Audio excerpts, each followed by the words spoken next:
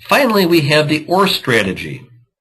The OR strategy is in the situation where we have first name is Jeff or last name is equal to Garbus. The server looks at this and says we may have duplicates.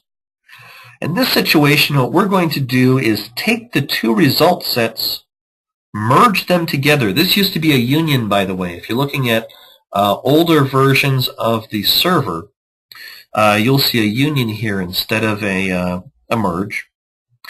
And then we perform that aggregate. So we'll see lots of work being performed if you have the ORs there. This is an expected result. That gets the distinct rows back to the client.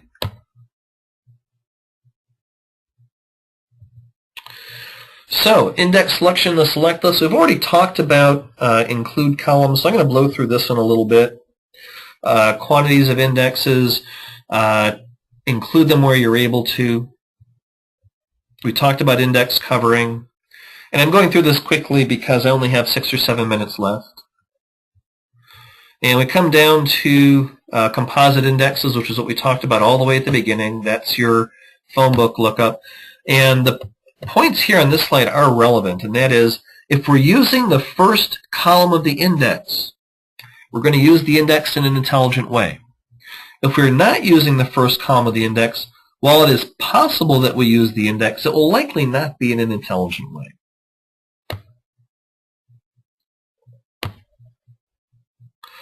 Each index impacts update performance. We talked about that.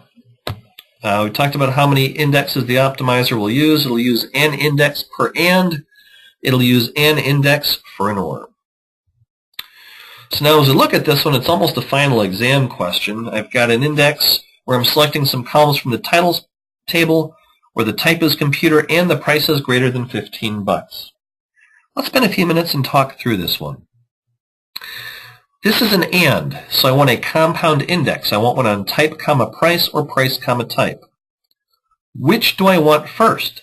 That's going to depend on my knowledge of the granularity of the data, whatever is more unique. Do I have more books that are computer books, or do I have more books over $15? That will require that I understand my data. Am I at a computer bookstore, or am I at a Barnes & Noble? Next, do I want to include pub ID, title, and notes? I probably do not want to include that many.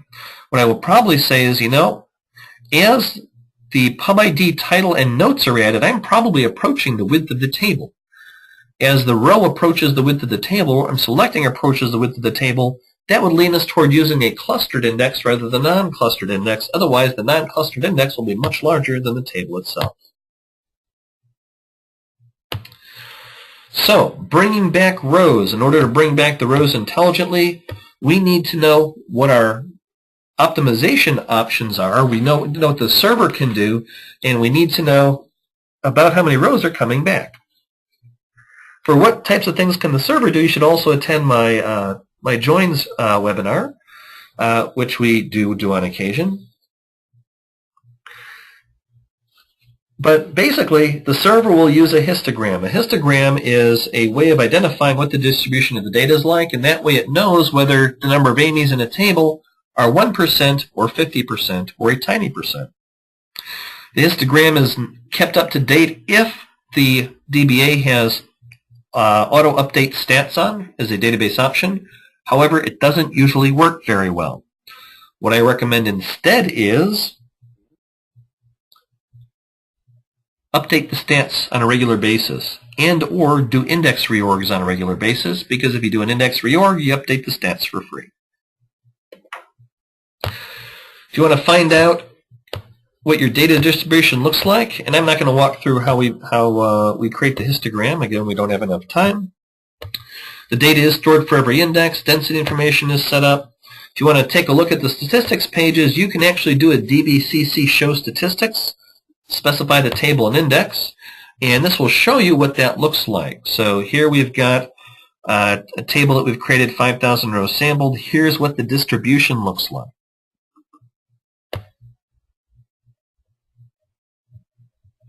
And again, for those of you who request a copy of the webinar, we'll send these things out, and we'll get that out by this afternoon. If there's no index, we estimate a table scan. These things are all obvious. No index, we estimate a table scan, which is going to be the number of pages in the table. Clustered, number of index levels plus number of pages to scan, non-clustered number of index labels plus the number of leaf pages plus the number of qualifying rows. Remember, if we have 50 AMIs, we need 50 page requests. If we have 50 AMIs on 2 index pages, we need to read those index pages, and then we have to come down those number of levels. When to force index selection. I'm down to about 4 minutes left. First, we say don't do it. If you're forcing an index selection, chances are you've done something to stop the optimizer from being able to use the index, or your stats are out of date. So always update your stats first, then have somebody else look at your query to make sure that that you haven't done something to invalidate the search argument. Now, when you have actually proven the optimizer wrong, and by the way, you should report that to Microsoft as a bug, what you can do is force an index. What we do is we specify at table selection time in the from clause, open paren, keyword index, open paren, name of the index, close paren, close paren. And make a list of these. Keep track of these. If you're going to be doing these in your production environments, make sure that when you apply a new service pack, you apply a new version, you take a look and make sure those forced indexes are still valid, because even things as simple as data skewing can make an index selection or join order want to flip to be more efficient. A filtered index is a relatively new thing for SQL 2008. A lot of the people that I've talked to have not been able to make them work. A few of the people that I've talked to have been able to make them work successfully.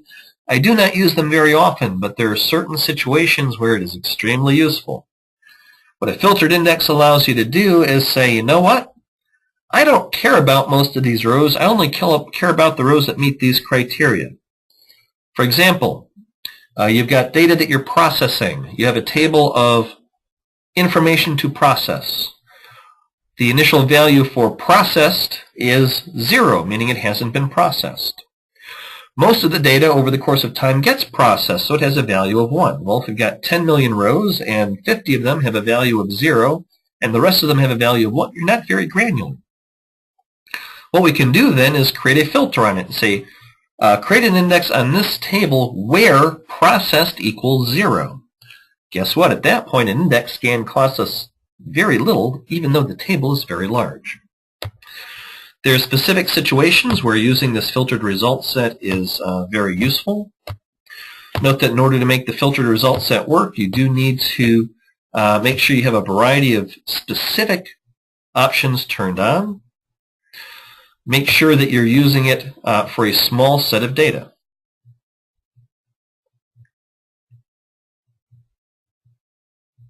Here's some examples of uses for filtered data. Date ranges, specific component IDs, lists. Finally, a lot of very interesting capabilities are here. If you look at the Microsoft DMVs, you can get lists of indexing which the server thinks that you need.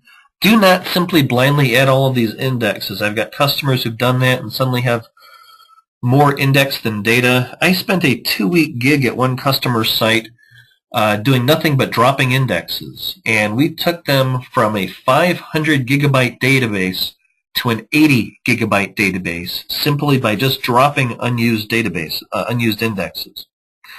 Good information here in missing index details. There's also good information in my blog. I've got a lot of the code that I wrote in order to identify these things out there. Feel free to go to my blog and steal the code. Feel free to go up and take a look at the Microsoft articles. This is very interesting information if you're the person responsible for performance at your spot. Excuse me. Summary. The optimizer uses indexes to get your results back faster. All indexes are not the same. Use covered queries when you can. Don't force the indexes. Use filtered indexes if you're able. Syntax is here for those people who are doing my lab, which you're not going to do because you're here attending my webinar. Thank you all very much for attending.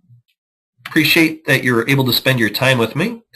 Note that we are going to have this up on our YouTube channel at some point in the near future if we don't already. At this point, I will entertain any questions that you've got.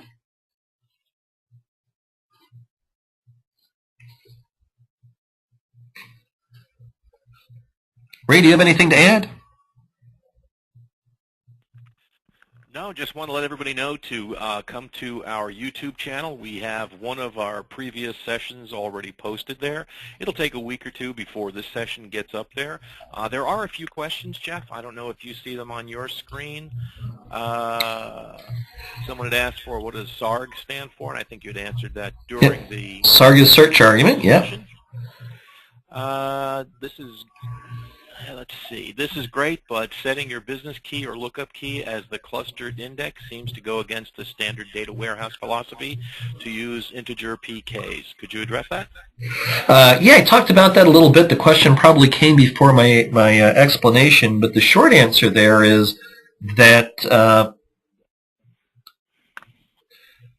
philosophy versus performance are two different things. And yes, it's useful to have an integer primary key, but you don't necessarily want to cluster on that one, and the reason is join performance.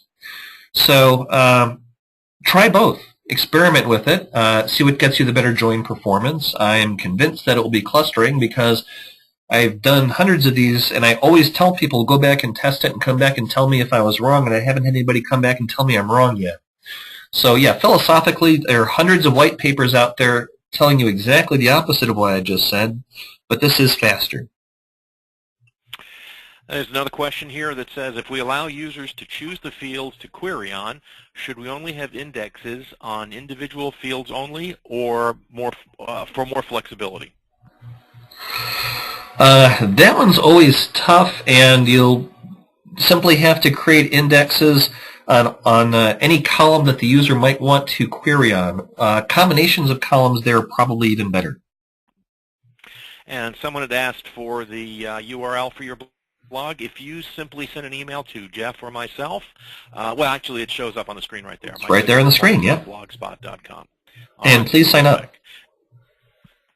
And I believe that if there's no other questions, I think we're wrapping things up for today. Great. All right. Thank you very much, everybody. Have a fantastic day. I appreciate your coming by.